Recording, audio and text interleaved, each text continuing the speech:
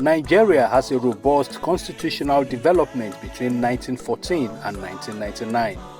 From the Lugard Constitution of 1914 to the Clifford Constitution of 1922 to Richards of 1946, Macpherson of 1951, Littleton of 1954, the Independence Constitution of 1960, the Republican of 1963, the 1979, 1989 and the current 1999 Constitution as amended.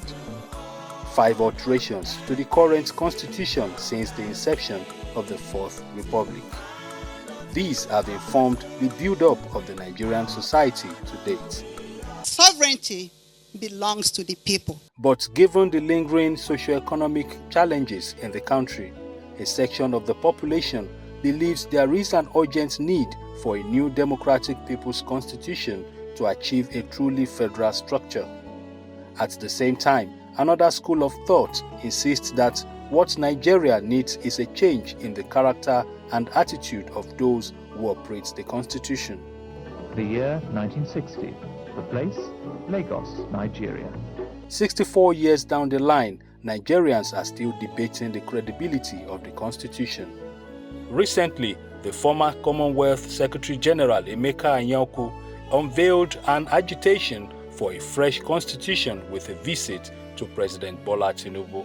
Deliberations of the Constituent Assembly should take into full account the 1960 and 63 constitutions, as well as the recommendations of the 2014 National Conference, and indeed of the various other national conferences. I look at other options. The option of constitutional review, as recommended by you, and other options. After the meeting, a National Advocacy Committee has now been inaugurated to kickstart the process. The chairman of the Patriots, a non-partisan group of eminent Nigerians, argues that it will be difficult for Nigeria to have desirable progress with the current constitution. Even if you asked Angel Gabriel or Malaika Jibril to govern Nigeria with the present constitution, they will not succeed because of the nature of the constitution. I sought to dig deeper into the urgency of this agitation. I visited the chairman of the newly inaugurated National Advocacy Committee, Anthony Killer, a professor of strategy and development. So ahead of Nigeria's 64th anniversary, why do we need a new constitution? We need a constitution, I answer, because the constitution we have at the moment is flawed and faulty. It is flawed to the extent that almost false. The constitution starts with the words "we the people." Now, you and I and all the viewers know that that constitution is a product of a military decree. So therefore, it is not truly a product of we the people. And but I think it would be good if the most important document of the land is actually true in every letter. If we start our lives together with a lie, we're going to have a problem, and we are having problems. So I think it would be good to have a People's Democratic Constitution. I gathered that the idea is to design a people-driven document to be championed by 109 Nigerians, where 3 persons each will represent the 36 states as the Constituent Assembly and 1 person for the Federal Capital Territory. He further gave an insight into the planned process, and it is projected to be seamless. The process can easily be done. You need 3 things to have a constitution. Number 1, you need an enabling law that allows the Constituent Assembly to come together. That Constituent Assembly does not need to start from zero. We're not starting from the beginning. That Constituent Assembly needs to look at all the documents that have been produced so far. The 2014 Confab, 1963 Constitution, indeed 1999 Constitution, and all the various ones that we've had. Look at them, summarize them, take away what is bad, keep what is good, add what is new. It's a summary. You do that, and you step two, you take it to the referendum. People adopt it, and step three, voila, we have a new constitution. Hello, sir. To get a more legal perspective on the subject matter, I engaged with a scholar and senior advocate of Nigeria, Professor Oyewo Oyelowo. He says Nigeria's problem is not the constitution, but the mode of operation of the legal document. Is our problem the constitution, or is it the way we operate the constitution? Is our problem the constitutional framework, or the way we have destroyed the constitutional framework with the operation of the constitution? Is our constitution, is the constitution the problem, or the personnel or the leadership to, after all, the constitution frowns against corruption, and most of our governments are rapidly corrupt.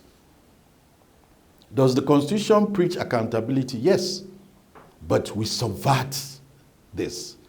Does the constitution preach people being above the law? No, but most people in government are above the law. So when you look at our constitutional governance and our constitutional history, it is just like the saying, we have seen the enemy, and the enemy is us. I dare say, the constitution may not be the enemy. The enemy is us. He believes that various institutions in the country need to be strengthened to ensure that the people are carried along in the constitutional framework of the nation by reflecting on equality in the operations of the law. The constitution must function to address the problems of today in order to solve the problems of tomorrow. When we just lock down and we are just involved in, banana peel of what we can't look up, and then people perish for lack of vision. So we must be able to address what are the things that we can solve, the low-hanging fruits. What are the issues that we can address? And then, if there are major constitutional issues to be addressed, let's address them.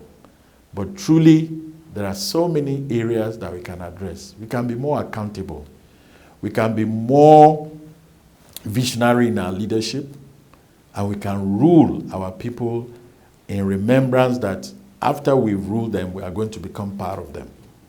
Both legal scholars may be divided in their opinions on whether to have a new constitution or not, but they share the same concern on the fact that the people are not properly protected.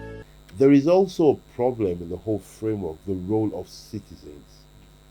Our citizens are like lions in the body of cats, or tiger in the body of cat. We need to create a situation where citizens can blossom. It is a sad thing because Nigeria at the moment is a country where government is rich, people are poor. You really don't want that. You want a situation where people are rich and the government is not involved.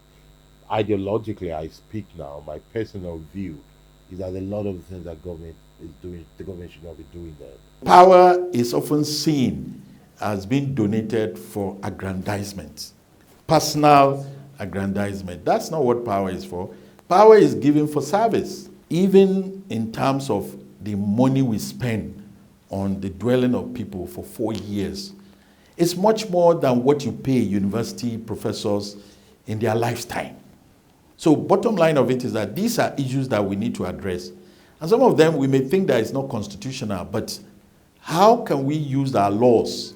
Because law is an instrument for social change. And where there's social change, there must be justice, there must be equity, and there must be equality and inclusivity. Having exhausted the conversations with these legal scholars, I decided to go to the street to hear from the people.